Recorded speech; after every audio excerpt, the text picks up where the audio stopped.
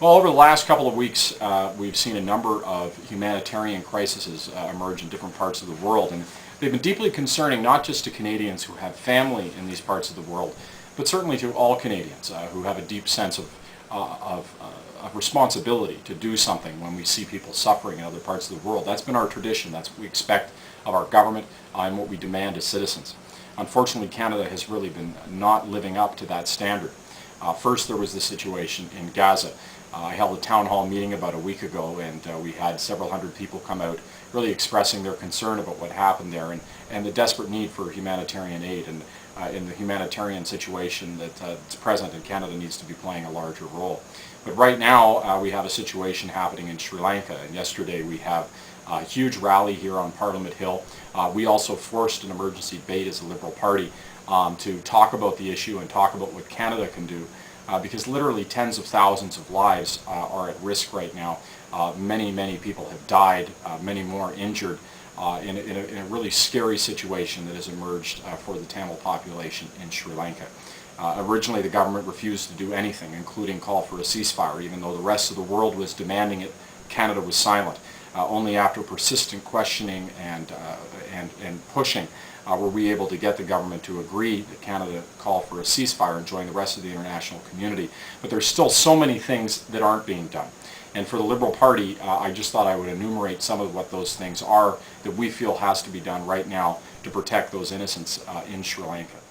Number one, Canada should join the United Nations. In fact, it's absurd that we're standing on the sidelines right now in calling for special zones, no fire zones, to be created, where civilians can go and be protected. What's happening right now is that the civilians are caught in the line of fire, and as the bombardment occurs and as the fighting is there, civilians are getting badly hit in that crossfire. They have nowhere to escape.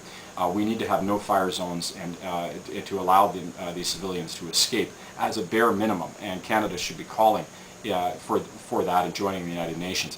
Secondly, we need to call upon the Sri Lankan government to recognize the civil and human rights of the Tamil community.